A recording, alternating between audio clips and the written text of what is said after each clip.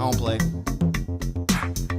1, 2, 3, 4. This is a new one. Yeah. Interesting. I like it. I never heard it. It was it's not the same one that you tried last time. Did you make this? Tried it. Yeah, I made this one too. How long ago did you make this one? I think this was in college. Really? Yeah. That's always so interesting to me. Like, I think about those podcasts and stuff I listen to. It's like, who comes up with their little jingles? And like, I saw Brandon and them, they came up with their own little jingle for their show. That was a pretty well done jingle, I think, Brandon. I'm not that bold with my musical talents, I guess, to get on here, and I don't even know how to strum the guitar appropriately, I guess. So, yeah, it's not my thing. But what's up? What's up? Wednesday, 2 2P. 20 something. 207. 207 within the 10 We made it. minute We mark. hustled. We hustled in. Busy, man. Super busy this week, trying to get ready, obviously, for Friday. But like life does, man, it's just trying to hold your boy down. But we're not gonna let that happen. Freaking car keeps tearing up. Gotta replace a dozen things on it or whatever. So dealing with that, trying to make sure the house is in order to leave for the weekend, et cetera, et cetera. All the kids are taught well at school, such and such. But yeah, it's good. Keeping a good high energy pace, just having to spend some of it, kind of like I said last week, in areas that I hope not to on this week leading into the PGF. It was part of what you talked about it this morning at practice. There was this is what you were talking about, is that like you can't focus 1,000% all the time. Yeah. Like you have to be dad sometimes. Yeah, I can't not take care of the family stuff or worry about what we got to do. But we coming in hot. We coming in. We training. We out here, and I'm gonna do the damn thing one way or the other, and make it happen. So yeah, that's just what it is. I guess going out, we don't really have a lot of new stuff this week, except that I am really going to lean into the Costa Rica camp as far as work stuff for the next little bit, and the gym obviously more after we get done with this weekend. That'll take a little bit of that focus. I can use some of that to kind of get some of that stuff more nailed down. We definitely have like 40 people that are registered, signed up, and coming. Like, it's not every time I say something about it or post about it, more people want to come. And like this year, it's not optional this year. But we are looking to do more going forward, and maybe, and also their brand, because we're going to be down there in Manuel Antonio. We're going to donate the mats to the local jiu-jitsu coach, so he can have space when we're not there to also use the mats, and then they'll be there when we go back to use them or whatever, stuff like that. So it's not entirely, for to give away stuff. Like we'll get to use it or whatever, but honestly, like it's just, I'm excited because when I went down there the first time to train with them, it was just a few of us on literally about 12 puzzle mats that were like, like we did here, right, growing, or whatever, when there weren't schools everywhere, you'd get in, or you'd roll in the grass or whatever, even sometimes, we didn't do that, but like, excuse me, but just like on 12 puzzle mats on top of a hotel roof while it was raining, it's right. Super, like, that's the kind of stuff that really like turned me on for the whole thing. So even the idea of just having a spot where he can now do his thing more regularly and have his own spot, that's super like enriching for me. That's one of the things that I really get out of all this is trying to help like grow other people in their own lane too. Of course, like we said, like it helps me to do all these things. Like everything that I'm doing is beneficial towards myself, but we're definitely looking, like we say, to spread it out. And so that is the biggest expense. Obviously, each time is going to be the mats. It's only a one-time thing, so we're looking for definitely someone that wants to jump on board and maybe be the title sponsor. for the camp. You'll get like naming rights to the camp. You'll get some logos on some mats that'll be permanently down there. This year alone, there'll be 40 at least captive Well, and we eyes. talked about it that camp alone is going to have people there that like cumulatively, I was counting it up in my head. You'll probably have over 100,000 followers of the people that are there. There's a couple of popular people coming for sure, and I'm not trying to lean into their names and stuff like that to take marketing, but just pay attention to the stuff they're talking about it. They're coming. We have great coaches though for sure with Lindsey McCatherine and Kyle Chambers, two other 10th Planet black belts who are phenomenal, and then that's part of it too, is sharing the stage with other people. It started out, it was just going to be me teaching for 5 days or whatever. And then once it started getting like bigger, I was like, I don't have to do all that myself. It would be fun for me to have somebody else there that's, I could learn from at the same time, but that everybody else would benefit from greatly. To have the same thing I said, right, I could benefit from it, but so can everybody else benefit from it. So hopefully, and it's going down this year in October for sure, the 10th through the 16th. We're got it, but we're looking for a couple things to shore it up for the future. Because I think it's turning into something a lot bigger than I had expected in the beginning, and we want to take care of the people who are helping take care of us early on. Because that's without the people who help build stuff, what there is nothing, So, yeah, just hit us up. Hit me up if you're interested in any of that stuff. It's the Dream No Gi Camp, October 10th through 16th. Like I said, there's at least 40 people that are going. There's going to be tons of videos and pictures and all kinds of things that are going to be coming out from it. So I think that there's a good opportunity for someone in the right field that thinks that they can, find something to do with what we're doing. And yeah, we have to jump in. There's other projects like the Mid-South and this show and everything. But anyways. Yeah, because we're going to be producing the Dream Show season 2 out of there. That's around the Costa Rica trip and whatnot. So that second season of the Dream Show, which was what the PGF was following. First, yes. So yeah. So just even doing that, now we're able to try to lean into some of those other things with the production, and obviously we got to be able to pay you to come to be able to film and keep up with it, with everything like that, if we're gonna really make it a thing. So all those things cost money, and yeah, just if you think, like I said before, if you think it's something that you want to be a part of, we'll do our best, and I will talk the best about you that I possibly can. Obviously, if I believe in it, so just let me know. Otherwise, the school here in Perry is great. It's starting to get to the point where, again, we've mentioned before, we're starting to get close on space some nights, which is a good problem to have. So now we're looking at scheduling changes, maybe not immediately, but like ways to add more classes instead stacking of classes out. Yeah, filling out the day rather than immediately needing to bomb out somewhere else. It's really cool. I think the world's opening back up more, so that you see things are starting to happen more. They're dropping a lot of the mask things in some places, and I saw Las Vegas went full open this week. So, I mean, whatever you think about whatever, I'm excited about that. I'm excited that it's done, at least for the most part, and over right now, and things are starting to go back to a somewhat more normal, I guess, kind of direction, even though it's not, always great, but it's never great. Yeah, there was Pans this last weekend. Yeah, Pans was pretty good. What did you see anything out of Pans that interested you? I didn't really watch a ton of it, to be honest with you. I just watched some of the guys, if I could, that I was familiar with.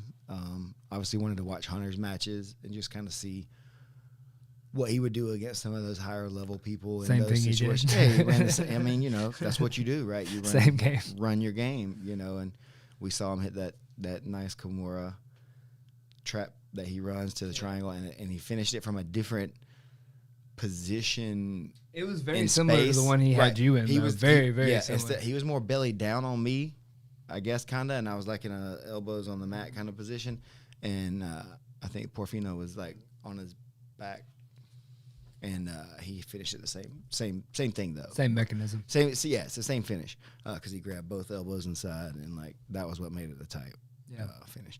So kid's a stud, dude. That was really really impressive. The thing I see again though still is people are like, it's still the same thing. It's like, and I guess this is probably the reason that I struggle a lot of times in matches getting started is because, like, historically, especially in the big guy matches, people just pummel, hand fight and don't really commit. So you can't be the first one to make that mistake because then you'd wah.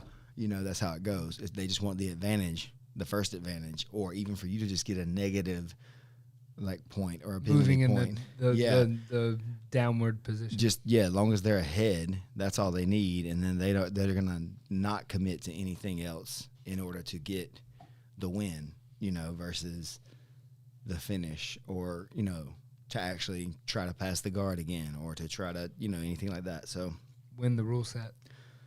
Yeah, people are trying to game the rules, which is what you do. And so when IBJJF was the only game in town for so long, that's why there was only one way to play the game. Now there's a bunch of different ways.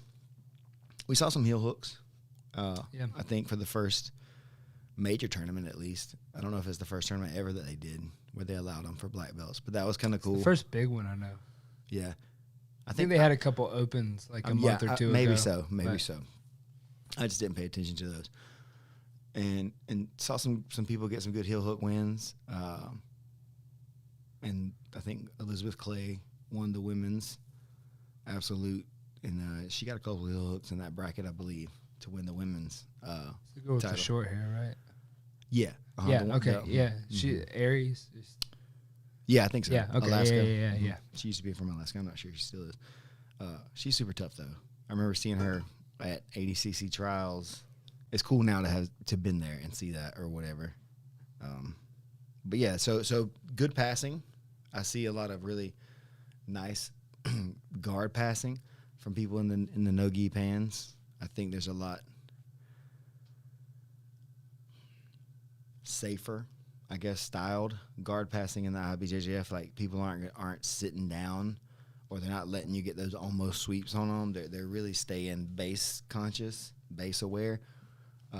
Paying attention, is that in response to the legs, you think? Well, just they don't want to get if they get bumped over at least a little bit, that's an advantage. And if you sit down and they just come up, that's points for a sweep right away if you're in the guard. So you can't play you can't play that kind of back and forth style where you're willing to take a sweep to get a submission attack off, because if you do that once or twice, it's over probably, and because you got to play catch up at that point. And then when you get desperate, reaching for things, going for the points to catch up, then that's when they're going to rack up more points on you and end up like 40-0 or something.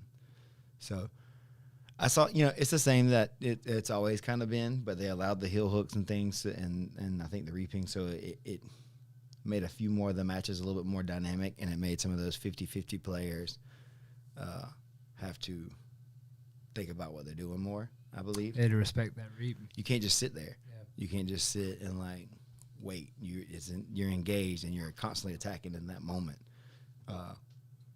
Because the first one to slip, it's over. So, yeah, just it's IBJJF. Sorry, like it can be very exciting, but for the most part, a lot of those end up just not the most exciting matches because people would rather not lose than win a lot of times. I think that's the mentality, and I guess that's what I was circling back to about that kind of slow pace where the no mistakes pace. So I guess that's kind of like self-defense mindset though, right? And so that doesn't necessarily make it wrong, but if you have the mindset of I'm going to get on top, I'm going to stay on top, I'm going to avoid any dangerous situations and just play safety first, then like in my mind, in theory, you could extrapolate that out forever until they just die underneath you from exhaustion or whatever. If you can maintain the same, like obviously it takes the cardio to do that, to keep staying on top and like stripping grips and not getting swept and things like that. But if you can do that for hours and hours and hours, and the other person is, they're trying to, then eventually that style should win. On top should win. And we know that doesn't always happen, but I believe that as a philosophy for self-defense and fighting, I get it. I understand that don't get swept, don't give them up anything, don't let them put you on your back, don't give up a sweep to get a sweep, things like that. if that's what your main goal is, because if you're training people who are like police officers or something like that, they don't get a next round or whatever, unless they're not competing for the sport of it. They're competing to get up and get out, or get on top and stay on top and be in control and not get out of control, So that's what's interesting. And it doesn't make it, again, right or wrong. It's just a stylistic choice. I think self-defense isn't a sport, and it's kind of boring, but it's effective. Like constantly shutting somebody down, it's really effective. But you have to be able to, like, counter that with more attacks. Like, you got to use but it takes time. Like I said, it's like that's the thing, is like it may take a long time to be extra safe. You know what I'm saying? So, like, I may be able to pass your guard in a minute if I hustle through it, and you may let me, or you may sweep me, and then I have to sweep you again and try to pass again, or whatever kind of scenario. Or is it more efficient for me to take 3 minutes to try to pass your guard, into which case I know that I'm passed, and now I'm in a dominant position where I can continue, the hierarchy of positions or whatever. So it's just however you want to structure your game, whatever. Where do you see guys adjust? Because, I mean, so you see, like, Hunter's playing across the board. I mean, he's done that. He did PGF. He did an MMA fight. And that was why he lost. He did IBJJF. That's why he lost. Because he was too many variabilities. He got out IBJJF'd. Uh-huh. He kept trying to hustle the pace, and the guy got some points on him, and then he kept trying to hustle to catch up. And you could see him, like, looking back at the clock every time the guy would disengage, and he'd have to he was shoving the guy out of the ring, and they'd circle it back in. He's so that's why he was trying. He was hustling for it, but the guy just played the game and beat him in the game.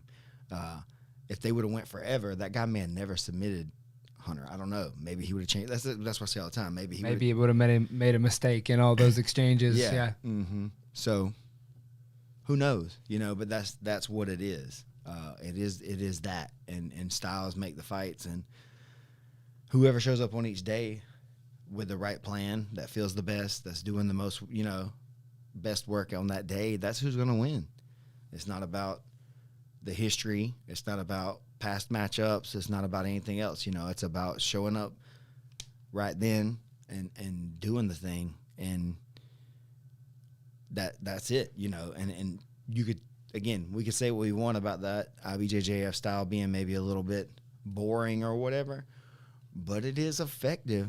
It does get frustrating. It does make people, get outside of.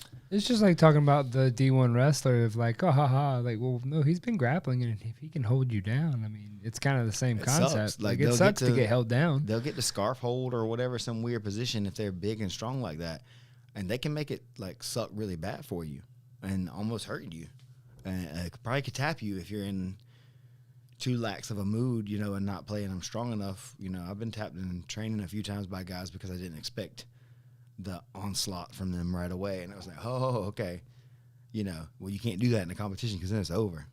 You got to expect that onslaught from everyone, but then I said sometimes it doesn't come, and you're the one that's just like chasing, and it is what it is. I think something like that may have happened to Kamoy too.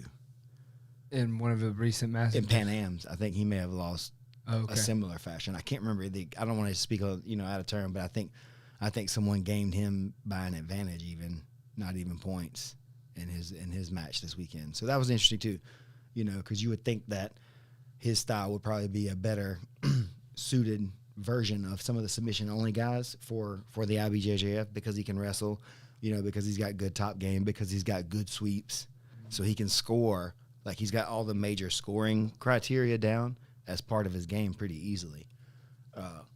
So I was excited to see what would happen with him, but I can't remember. Like I said, I don't want to speak out of turn with it, but I think the guy kind of gave him a little bit on some advantage or something like that. So that's the thing, is like if you don't understand the nuances of the game, then that's where they'll get you, And I'm not saying exactly what happened, but like maybe, like I say, I make you bump over to your butt and then just let you come right back up. But the fact that I almost got you over, that's an advantage, And that's technically a point if you don't score any other real points. Yeah, you can win and lose by an advantage. Yeah, they matter if there's no points. Or if you have 10 points each, then that one advantage is going to go. That's what's going to make the whole thing. So it matters a lot. And it's like a second tier of scoring, which I guess, again, I understand where they're working on that, trying to give a score to something to make it to where it's not just, the sweeps or the point, you know what I mean? That way, because people would end up 3-3, a sweep apiece, or 2-2, or, just whatever they end up tied. And then what's the tiebreaker? Well, that was just a ref's decision. Well, everybody fusses about the ref's decisions no matter what they are. Right, so then you try to do an event. All right, well, then we'll add one more tier in for criteria, and it's like, all right, cool. Now we got one more quarter point that we can take. It's almost like there's always going to be 49% of people upset. Yeah, you're never going to make everybody happy, and I think that's why there's always going to be room for the different styles, and I think there'll always be room for the gi. I know that's been a discussion that's came up lately. I think there'll always be space for the gi. Too many people love it to just kind of abandon it. It's different. It's tradition at this point. And it's the heritage of a lot of guys at this point too. If you've came up in it, then it's what you do, and it feels odd to just shed it and not use it. It's a tool that you've crafted so many dang things with, and it's like, all right, now you got to I know that's your favorite tool, but just completely throw it away. And a lot of people don't want to do that, and that's okay. But it's more exciting, I think, in no-gi. There's more action in no-gi because there's less to hold on to, And so you can look at that as it's more for athletes or more for whomever, And again, that is just 'cause it comes down to styles and what do you want to see. Do you want to see guys or people that are playing super solid fundamentals and not giving up a lot, but then when they get something, it's like, that it was a high level play once it, you know what I mean? Or would you rather see scrambles where there's less, I would say maybe positional control and more spatial control? It's hard to express that, I guess. Less predictability. Well, yeah, because I can't force as many things without having to force it.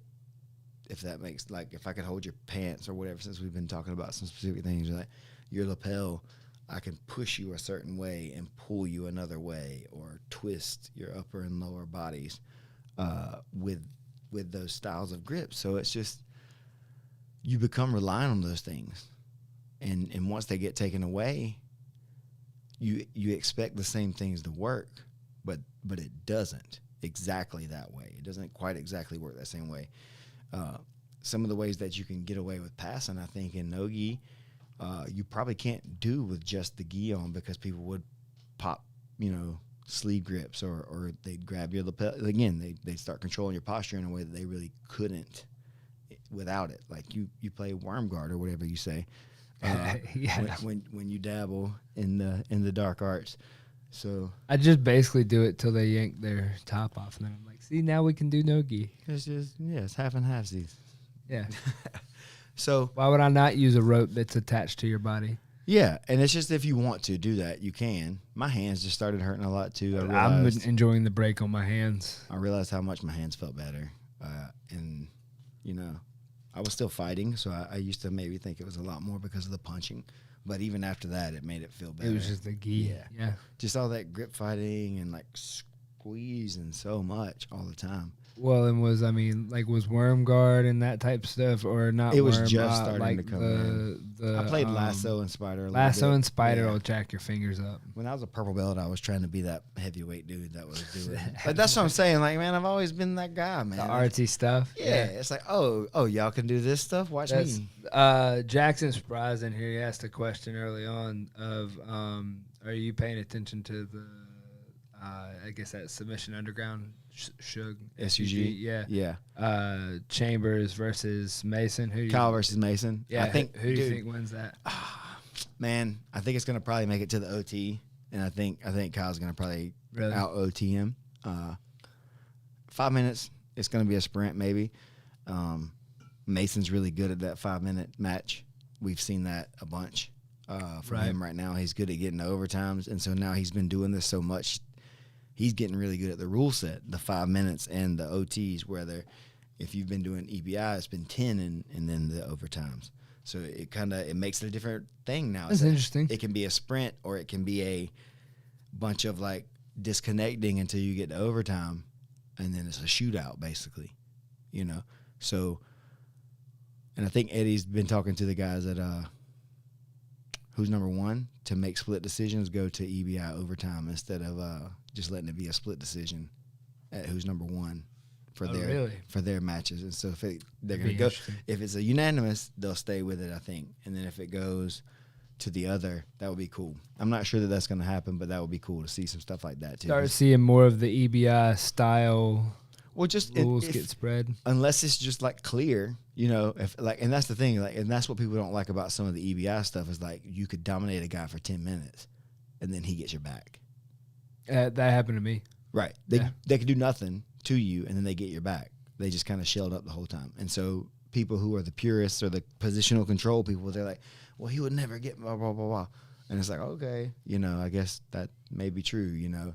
So that's why that's there. But then. So I like that if it's unanimous, maybe you can have the refs choose, and then if it's not, then you know you do a shootout of some sort. You know? I like going to the shootout because it gives you a definitive. But I'm picking Kyle, by the way. Yeah, Kyle's your choice for sure. Let's see. Garrett asked, "What, in your opinion, is the single biggest factor when it comes to having quote good jiu-jitsu?" An open mind. You got to be able to think like about all the possibilities, and then you got to be able to kind of consider what's right and wrong for yourself. So if you shut anything out, and this is going to be like, you know, if you have a really high level coach or anything, they're going to want you to do certain things a certain way, and that's going to be the way it is. But different people do things a different way. So if you see someone do something different than the way that your coach does it or the way that you do it or whatever, I'm not telling you to immediately like adopt it. I'm saying listen to it and try to understand what they're saying about it. And then that way you can make a real educated choice on whether this or that is better for you specifically, instead of immediately just throwing away what someone's saying because you think he's either A, better than your regular coach full-time, or B, you think your coach is the man and is totally infallible and can't be wrong. You should listen to person B too, just to you know, what did he say? Oh, okay. No, I don't like that. You know, you've thought it through and you played it out, but you need to think that through. So an open mind, I think, is the best thing you could have.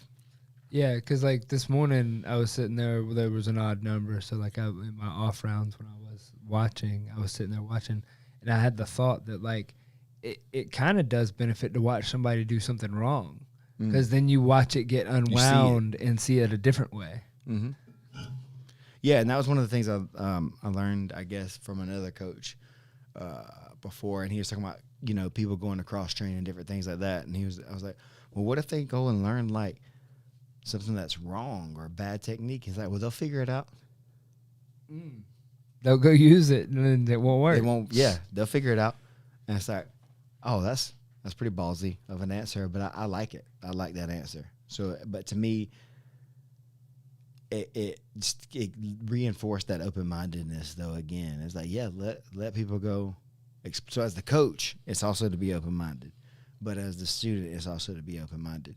Because I see the looks that I get from some people, and sometimes I can see that maybe they're thinking, like they're very thoughtful, so that it's not a bad look on their face. But some people I can see this, like they don't get it sometimes, or they don't like it, and they don't want to try it because they don't like it, you know. And so if I never did anything that I didn't like, I would never be here, you know, or have been successful. There's lots of things that I didn't like at first that I had to play out several times to figure out like the nuance of the positioning, because like just kind of like this morning again, just for example, we were talking about this specific guard pass, And then when I was trying to demo it, the guy stuck his knee in a different way than we had discussed. So like, you know, instead of telling him that he did it wrong, I had to like pivot mid-move to show this is what I would do in this situation instead of trying to force it back to when I wanted it from that now not so good position, you know? It's just, I don't know. It's a lot. There's a lot. And seeing somebody do it wrong is frustrating if you have given them the information to do it right. But I know that they need to go through those. Like, that's what I say is like, you have to know what too far is. You have to go too far to realize, oh shoot, that was too far. Kind of like, you know, putting your hands on their knees or whatever and pushing in on their knees or whatever. You gotta do that and miss a few times and get triangled or whatever, and then realize, okay, that was a little too aggressive. I'm gonna approach this a little bit more delicately. And if you don't feel it, you don't develop that sensitivity that like where that line is. Yeah, it's like if you're gonna box, you do have to do some sparring. You have to do it at real speed. You have to have some punches and stuff moving at you at a fast pace. That way you know what it's like in the heat of it to move around. It's the same thing in jiu-jitsu. You're just not really getting hit, but you are, in theory, getting hit if the person on top is moving around and doing good jiu-jitsu. They're hitting you like with their knees or whatever. You know what I mean? It's not like a strike, but they're pinning you in very uncomfortable positions. So it's just as good or better than a strike in the mental sense of the control. But you may not knock them out with it yet. But just how many people have you seen just like fold up to knee on belly until they get experience and stuff like that? Mm-hmm. So just we talk about it a lot, and we're only talking about people who are experienced, and we're only talking about black belts, or we're only talking about purple belts and above. You know, we're not talking about jiu-jitsu for average people again. Like, let's say the like, journey, yeah. Yeah. Like, that's the thing. That's the funny thing is like, I want to skip everybody right to my level where you can be with me. Like, come on, let's just come do this with me. Let's just do it like this. And it's like, I'm not Isn't there some I don't know the word I'm looking for, but like there's an attribute there of it's not really, I don't know. I don't know where I was going with that. Rebel.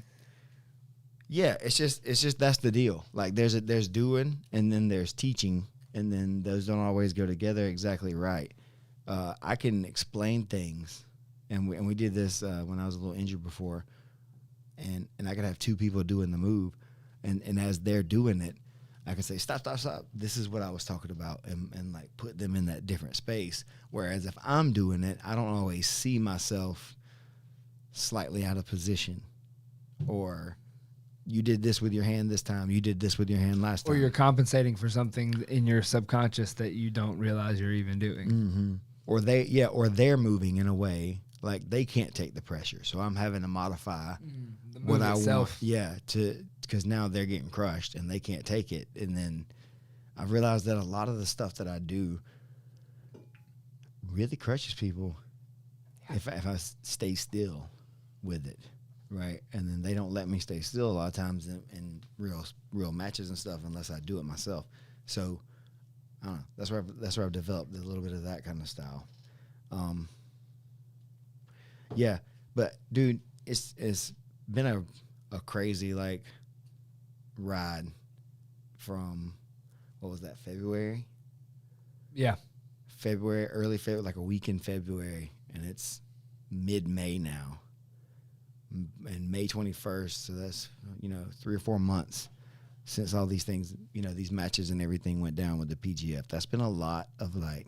Has your philosophy evolved during this? Oh man, that's the kind of what I was gonna say. Is like it's really funny how forced I have been to change in this time, and not all of it's been because of the PGF. There's been things in life that are happening that are not related to competition or not related to jiu-jitsu for me.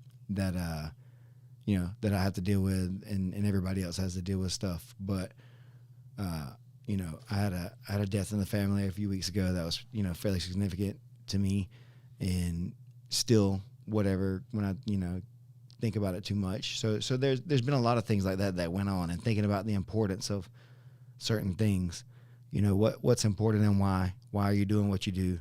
Always remember the reasons of why you're doing this. And like, for me, man, it was just to be better than I was, and that's, I guess that's what it was. I guess I should say about collecting the information. The information makes me better. Like, that's how I get ahead, is by knowing more stuff, and that helps me do better. So it's given me an opportunity to flex some of the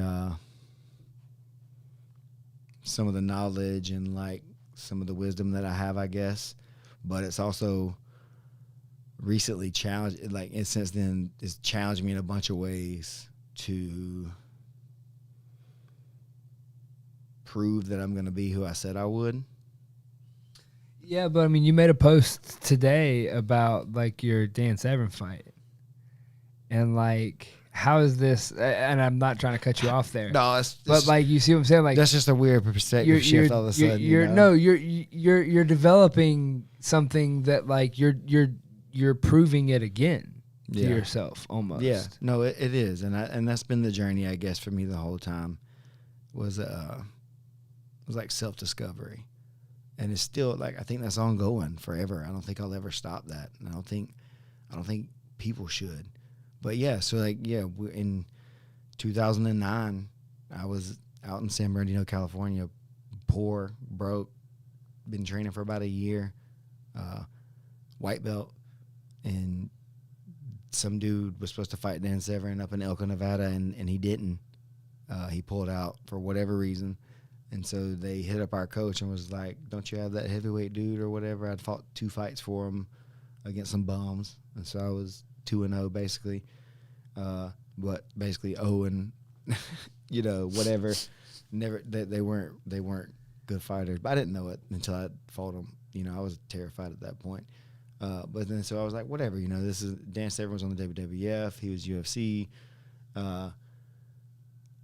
I just have to do this, like, because it was one, the money, like the fight purse was like more than I'd ever been offered to do, more than a week's worth of work. Like, it would have took several weeks of work almost to make that one paycheck for me at that point, at any point in my life almost.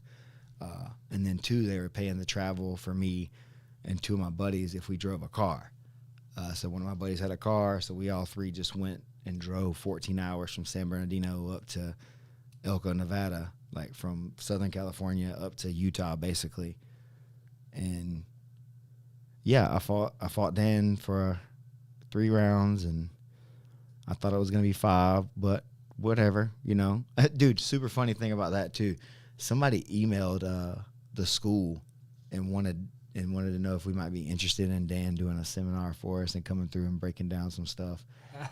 And I was like, man, wouldn't that be a trip? Like, he probably doesn't even really remember who I am or like our match or much. Maybe, I don't know. Maybe he's super sharp like that and remembers everything. But like, it went down, dude, and it like, there was maybe a couple of 100 people there, and I thought it was super insignificant to anyone except for myself, and maybe my buddies that were there with me, that we got to do this, and I was like, cool, whatever. Got to do it. Got to make some money. It's a great experience or whatever. But that's as things go, like, circling back, is like, now there's a guy there who I somehow bumped into on social media a few years ago, who has a jiu-jitsu school, has 2 jiu-jitsu schools out in the area. And I've been going out there for the last several years teaching seminars because he was in the crowd that night and was inspired by the regular dude that came in and fought Dan Severn to a decision. And so now I have a place that I'm going and teaching seminars, and I'm taking Thomas with me the weekend after the PGF. I'm flying out there to do a seminar, and I'm going to take Thomas with me, and he's going to get to go. And like, we're going to do a kids seminar too, just to kind of, do that. And so it's going to be super fun, man. This is what I'm saying. It's like, I'm living my dreams, even though day to day sometimes it's hard.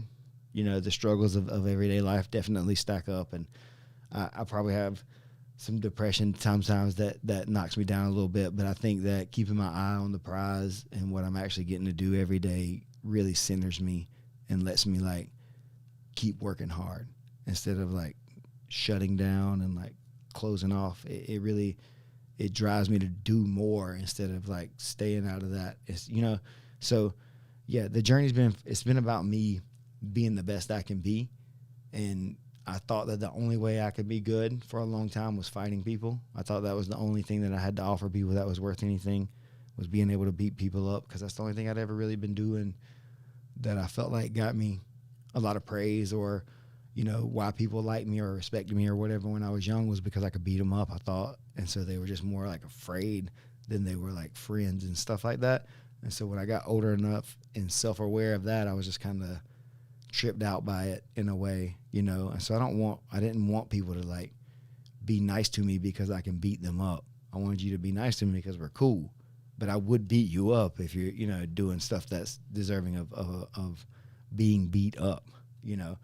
Now I've been armed with more words and more ways to kind of handle stuff like that, you know. But I think it's been through the fighting, through the way of the warrior, like I've said before, reading all these, you know, the Book of Five Rings, or, you know, the Art of War, you know, the Tao Te Ching, you know, it's just all these different things. What are you reading right now going into camp, going through this PGF? Oh, man, honestly, I haven't really been doing very much reading this time. I do listen to the Book of Five Rings about once a month, at least, on Audible.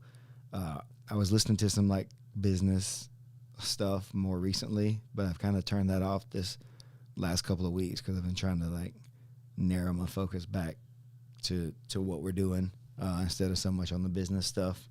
Because it's just, again, it's just a different mindset. You're just not thinking about what you need to be thinking about to compete the best. If you're thinking about growing, you know, your business, that would require you to maybe not train as hard, maybe step away a little bit from the hard stuff of the physical side and start flexing more of the mental side, is where that's where the business is for me more. It's not that I don't make money like beating people up or tapping people out in competition. You know what I mean? I don't make my living doing that. I just enjoy it. I think I'm addicted to it. It's just like, a test. Yeah. It's just for me. I just like it, you know. And then it is a test. It does give me an opportunity to see like where I stack up. Where am I at in the world? You know, okay. I fought Dan Severn. We went 3 rounds. I lost the decision. I was a white belt. When I got back, my coach didn't even go with me. When I got back, we watched the fight, and that's when I learned how to use an underhook from the bottom. During the film session afterwards? He was like, why didn't you just use the underhook? And I was Because like, you weren't there. I didn't know what to do with it. What do you mean an underhook? And he laid on the ground and put his arm underneath mine from side control. And I was like, oh, that's the thing you do to me every time we roll. I didn't know what that was. And he's like, how did you get to this point? And I was like, I'm just tough, man. I'm just here every day, and they can't get me away. Like, they couldn't make me leave. Yeah. Like, I was the gym rat. I stayed there, and I listened to everybody. And sometimes it got me in trouble because I tried this. That didn't work. And it was like, okay, hey, I'm not listening to you anymore, fella. Noted. You know? Right, exactly. It's like, that's how you learn, though, right? And so hopefully you don't make any of those fatal mistakes or whatever that'll put you down. So that's why, you know, that cautious nature may be the best way, you know, to approach things without, you know, getting submitted. In life is a great thing. But yeah, just I was a gym rat and had to be committed fully, or I don't think I would have made it. Like, and so yeah, it's everything for everybody, but it's not for everybody sometimes. Jiu-jitsu's tough. Jiu-jitsu's hard. I reference a lot of stuff to jiu-jitsu because that's all I do now. I don't really do kickboxing or boxing or MMA. I really hardly ever watch it even, but I do, and like I enjoy it, I think. Did you watch any of the De La Hoya stuff? No. It was a good match. Yeah. I watched the highlights. I like to fight. I realize that I like but I think it's the chemicals. I don't think it's the rush, the process. Yeah. I think it's the adrenaline and all that kind of stuff that I get that goes into it. that's why I can get that from competition in jiu-jitsu, you know. And I think that's one of the things I've been trying to express with you, not just necessarily to you directly, but to other people, is that maybe what you're looking for is a competitive like avenue or struggle that you're going to have to like climb to the, you know, not even to the top of the mountain maybe, but to your respective mountain's top. To a mountain. Yeah, to yours, whatever that top of your mountain is, and never maybe knowing what that peak is. You know, I think that's what the struggle is with jiu-jitsu and with martial arts in general, not with competition. Competition is going to run out. There's going to be younger guys that are whatever, right? But I think that is what stays with you, is the mentality, the mindset, the problem solving, the different things like that, the way out, you know, of certain things is what you need. The level head, you know, you can't always just blast stuff because it's going to get you caught, you know, or it's going to make you overextend. And every time you overextend, that's when you find yourself in some sort of trouble. And that could be the same thing in life, right? As soon as you find yourself too overextended in life, you start stress and whatever, blah, blah, blah. So like you have to, you know, be aware and, you know, take a deep breath, pull yourself back in, you know, then go back forward again, you know, without giving up the position, so to say, or giving up the one big shot. It's like people can hit you a couple times, but they can't finish you. So if they only knock you back, then you keep coming back forward.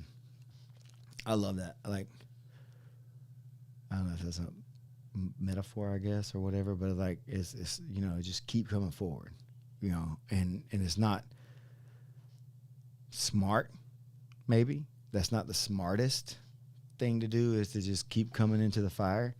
But I think if you keep doing it, people are going to respect it.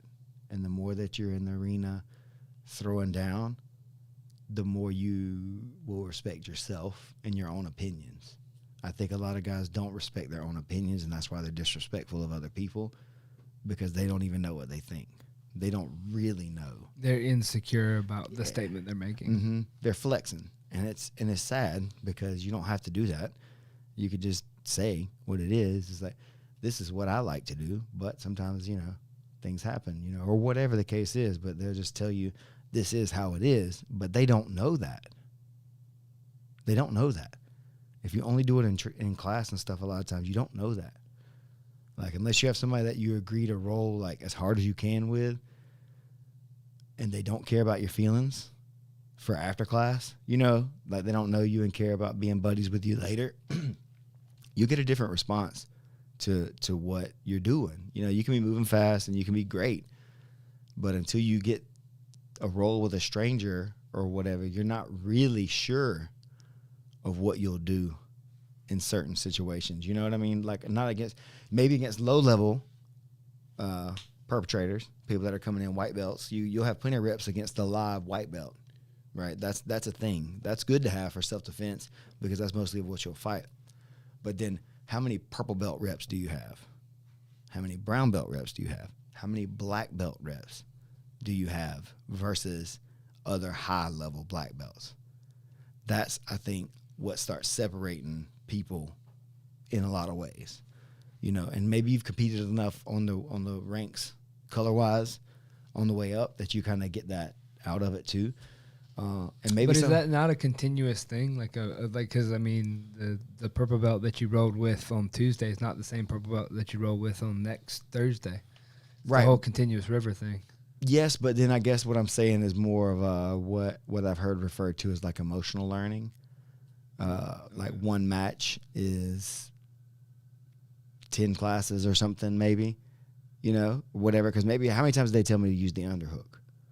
And then I didn't know it until I lost that fight, and it really mattered. Oh, you're referring to in competition. Okay.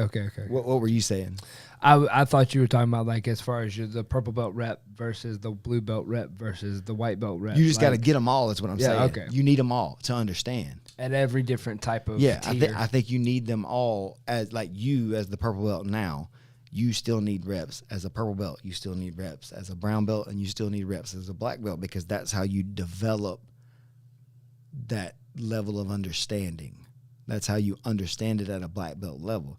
It's not because you just kept showing up, and all of a sudden it's like, okay, yeah, through osmosis, by being on the mats, you now know how to do it. It's like, no, you've done it now X number more times, and so you understand it better. But if you can condense that and do it where it really, really matters, and then your footwork got you choked out or whatever, you'll never make that same mistake again. You may make more mistakes, but you'll know this one is wrong. But in class, you're just ha-ha-haing around through it, and if you get tapped, it may not matter as much. Even though you are going, really, it's not the same thing as like in the moment, in there where everybody's watching or whatever, you've paid your money, stuff like that. So I think whatever that is true.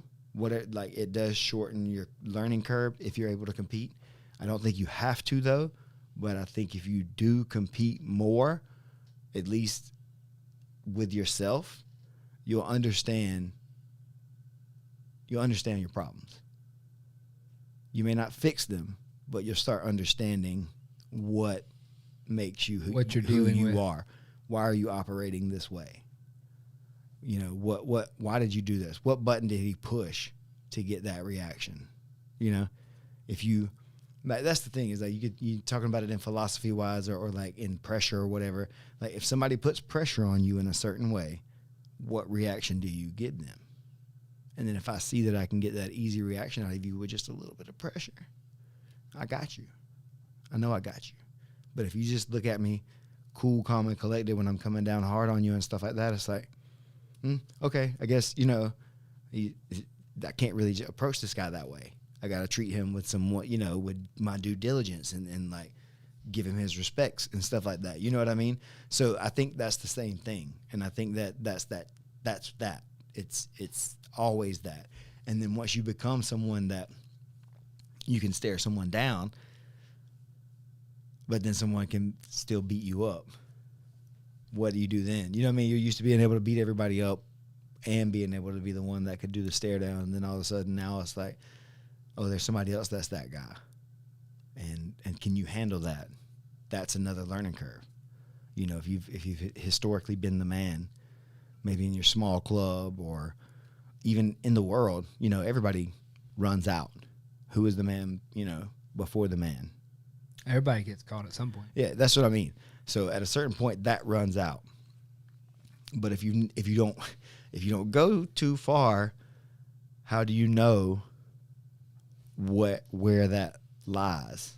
Do maybe you can. Do you think that puts that anxiety to bed of like the guys that are walking around that maybe were good at one point or are, like you said, like the best guy in the room?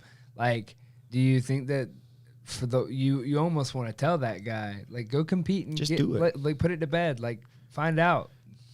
I say that to people all the time, and they tell me why they can't do it, and I just say, okay.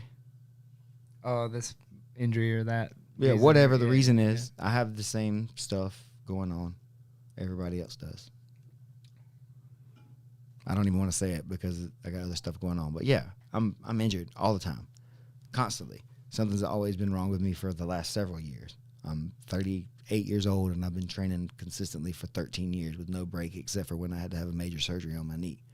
So, yeah, I was fighting. No, I wasn't doing the gentle art, baby. I was smashing for about 10 years there. It wasn't nothing gentle. I don't know when Egghead dropped this, but he said something about just felt the Elkins chin strap. Ouch. Oh, yeah. Yeah. Oh, he's up there training. He spent. Okay. So he felt it. Oh, yeah. That's a real chin strap. Yeah. It's a thing that you don't want to do, is get caught in that. And again, how do you know until you've been done, that way? And I've watched that match a few times, even though it's a short match.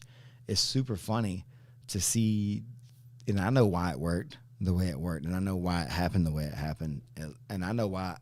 Like, I know why, and I'm not taking anything away from Matt. He did exactly what he should have done in that moment, because I overplayed something from, being in the other matches.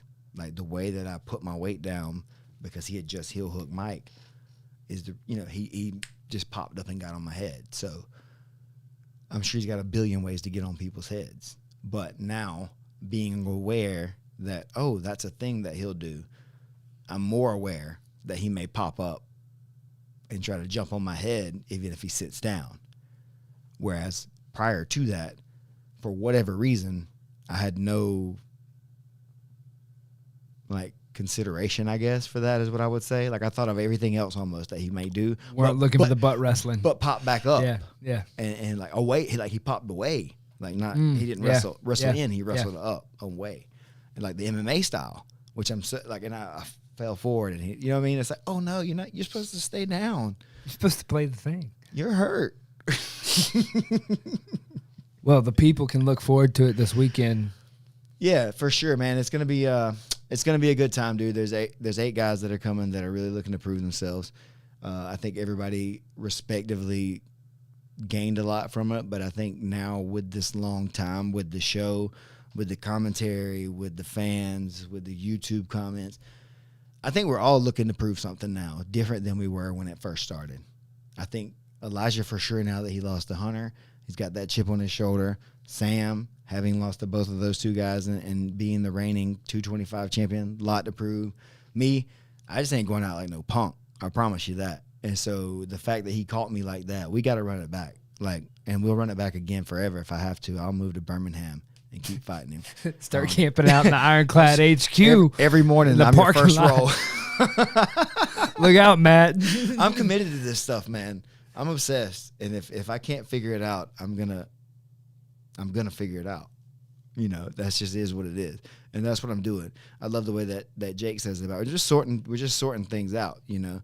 I'm just figuring out what works when and where and what don't sometimes. And things change. And that's what makes it cool. It's like it's a different match now. So super hyped up.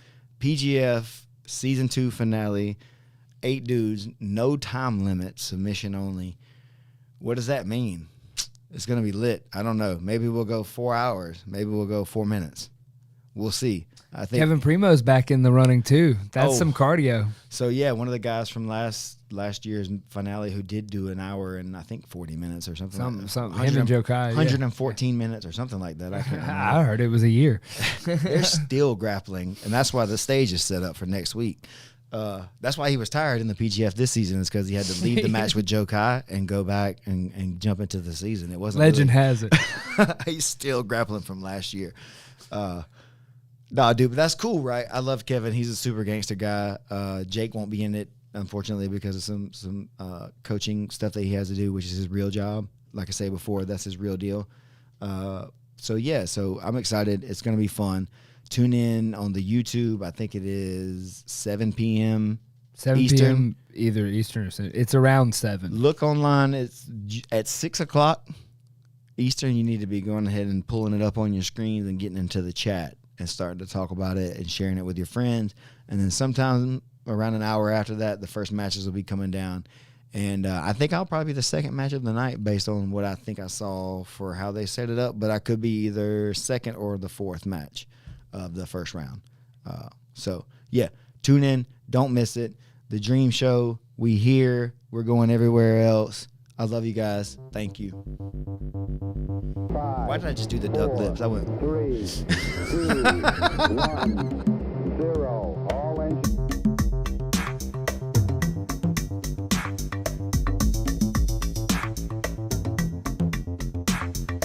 1, 2.